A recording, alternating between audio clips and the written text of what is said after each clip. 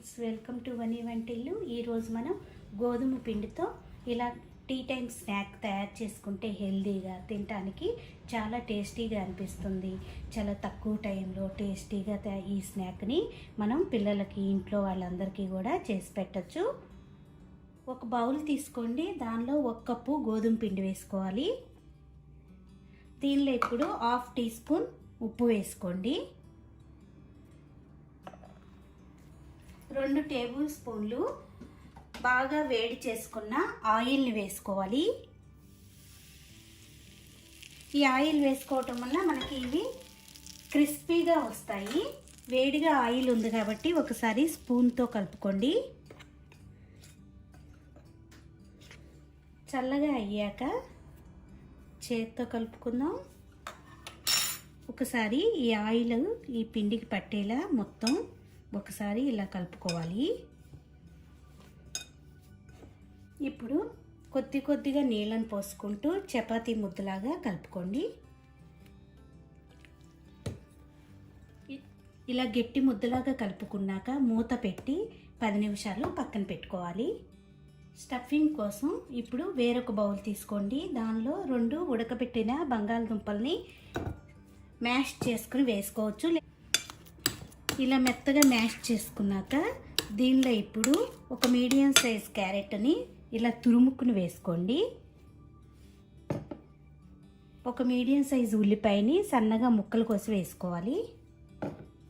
సన్నగా తరిగిన కొత్తిమీర, మీరు కావాలనుకుంటే పచ్చిమిరపకాయను కూడా సన్నగా ముక్కలు కోసి వేసుకోవచ్చు. దీనిలో ఇప్పుడు రుచికి తగినంత ఉప్పును వేసుకుందాం. మీ స్పైస్ని బట్టి కారం వేసుకోండి. నేను ఇట్లా 1/2 టీ స్పూన్ కారం వేస్తున్నాను. 1/2 tea spoon garam masala, 1/2 tea spoon పసుపు.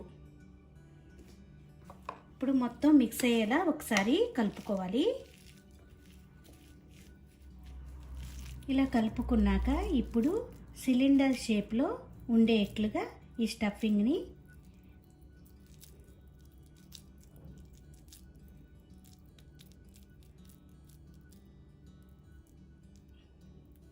ఇలా చేసుకుని ఒక ప్లేట్లో పెట్టుకుందాం.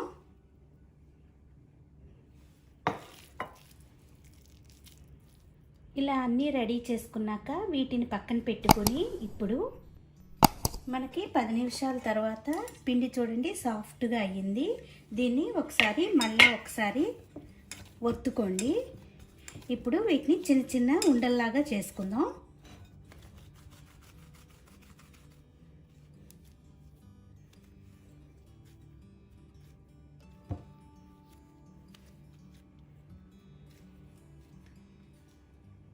ఇలా ఉండలుగా చేసుకున్నాక ఇప్పుడు ఒక్కొక్క ఉండని తీసుకుని ఒక బోర్డు లాంటిది తీసుకోండి. దానిలో కొద్దిగా అడుగున పూతపిండి వేసుకుని మనం చపాతీ అయితే ఎలా ఒత్తుకుంటామో ఎంత వీలవుతే అంత పలసగా ఒత్తుకుంటే మనకి ఇవి క్రిస్పీగా వస్తాయి. వీటిని పలసగా ఒత్తుకోవాలి చపాతీలాగా.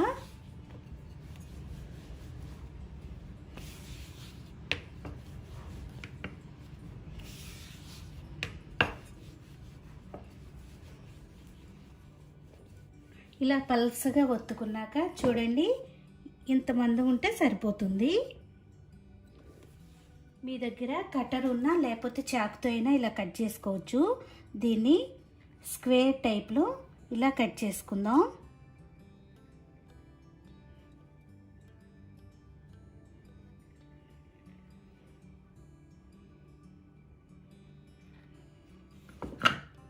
ఈ చివర్లు తీసేస్తే ఇలా స్క్వేర్ లాగా వచ్చింది కదా మనకి. ఇప్పుడు దీన్ని మధ్యకి కట్ చేసుకుందాం.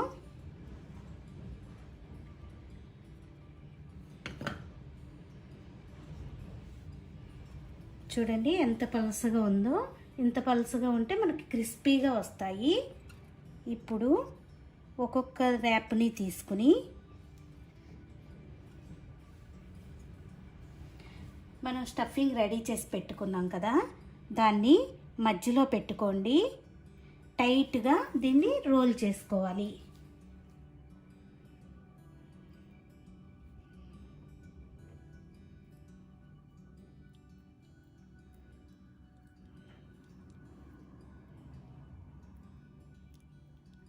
చూడండి, ఇలా రోల్ చేసుకున్నారు కదా, అంచుల్ని ఇలా గట్టిగా ప్రెస్ చేసుకోండి.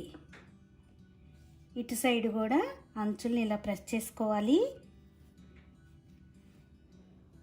ఇలా రోల్ చేసుకున్నాక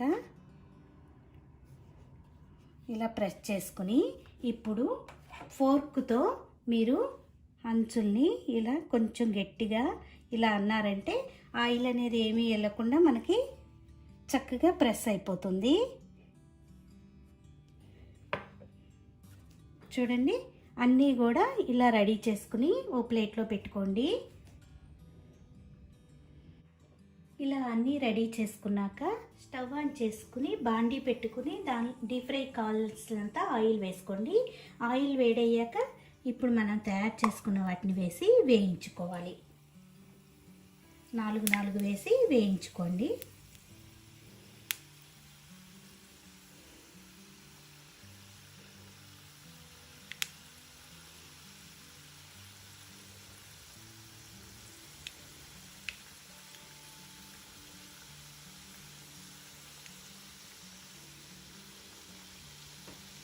ఫ్లేమ్ని మీడియం ఫ్లేమ్లో పెట్టుకుని వేయించుకోవాలి. అప్పుడే ఇవి క్రిస్పీగా వేగుతాయి. ఒకవైపు కొద్దిగా వేగాక రెండో వైపు తిప్పుకుని రెండు వైపులా కూడా క్రిస్పీగా అయ్యే వరకు వేయించుకోండి.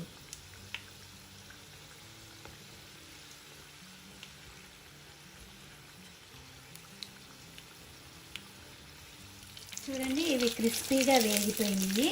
ఇలా వేగాక మనం వీటిని ఓ ప్లేట్లోకి తీసుకున్నాం. మిగతా అన్నీ కూడా ఇదే విధంగా వేయించుకోవాలి.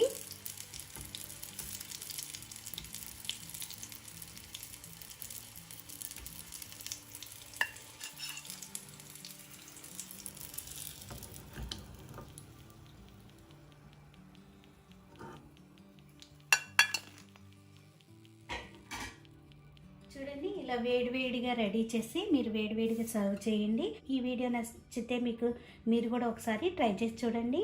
లైక్ చేయండి, షేర్ చేయండి, కామెంట్ చేయండి. మరిన్ని వీడియోల కోసం వనీ వంటిల్ని సబ్స్క్రైబ్ చేసుకోండి. Thank you for watching.